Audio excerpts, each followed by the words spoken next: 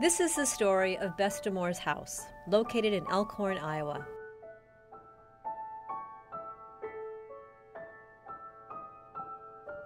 Danish immigrant Jens Otto Christiansen built this house in 1908. Here in Elkhorn, he was considered a bit of a character and was known as Prince Otto because in this farm-centered community, he often wore a coat with tails, a derby or top hat, and a tie. Tall and with a very straight and upright posture, he was both admired and at times made fun of by his fellow citizens. Jens Otto came to the U.S. in 1889 from Ålum, a small town in the west-central Jutland County of Ringkøbing.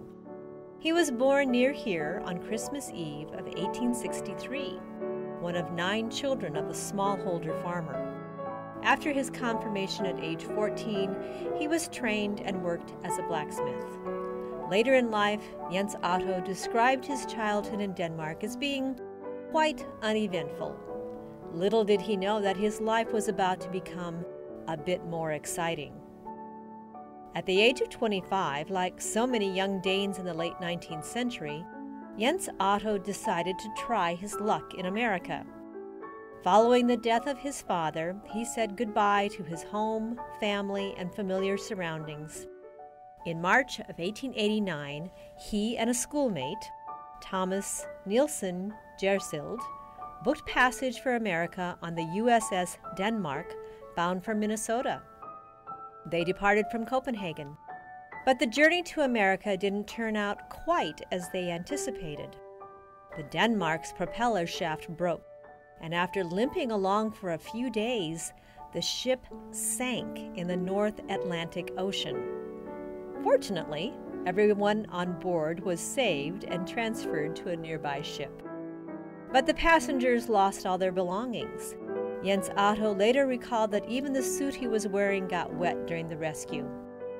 After a detour to the Azores, Jens Otto and Thomas finally arrived in New York on May 6, 1889, a journey of 6 weeks instead of the expected 7 days.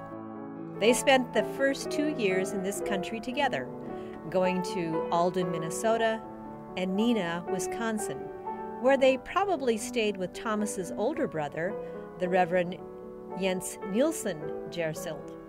The two then parted company. Thomas started theological training in West Denmark, Wisconsin, and Jens Otto headed west. After a few years in Orem, Nebraska, Jens Otto moved to Omaha, where he worked as a coachman for a rich judge.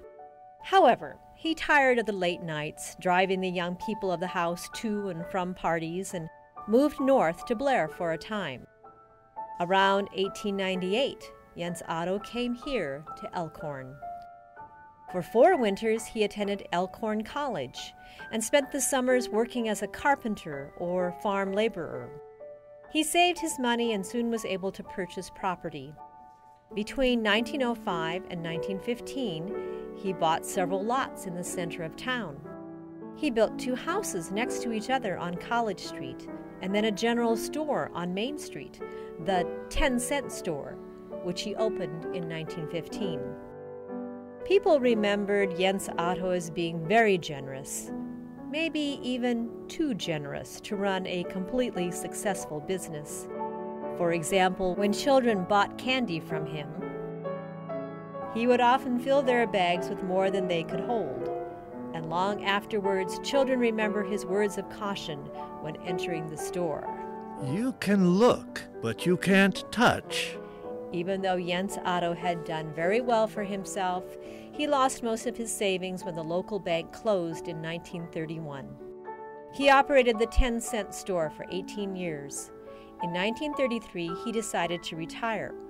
He auctioned off the store and its contents, and in return for a place to live the rest of his life, deeded the lot on which Bedstemor's house is located for $1 to the newly established Salem Old People's Home, located in the very building where he had once attended college. In one of his many letters home to Denmark, he wrote, "As far as I'm concerned, I have paid for the rest of my life, short or long, and also for my passing. my funeral. I live a carefree life. I read my books and magazines. I remember all the money that I lost when the bank closed its doors, but that can't be changed. Everyone lost money. I had hoped to share it and give my family a gift of money. After this loss, however, it was not to be. During his time at the Salem Old People's Home, Jens Otto worked as the postmaster, delivering mail to his fellow residents. Jens Otto remained quite the character and was fondly remembered by many for, among other things, his obituary that appeared in the local paper 14 years prior to his death. As he put it, he was sure that people would be interested in reading it while he was still alive so they could discuss it with him. He ended his obituary with these words: "The good days went all too soon. Now, old and gray and failing in strength, I am content to spend my remaining years at the comfortable Salem Old People's Home, awaiting the summons to the heavenly home. And when I earn that summons, my career here in America has been highly successful." Jens Otto died on November 1st, 1949, at the age of 85, and was laid to rest in the Elkhorn Cemetery, not far from his old schoolmate and traveling companion from Denmark, Reverend Thomas Nielsen Gjersold.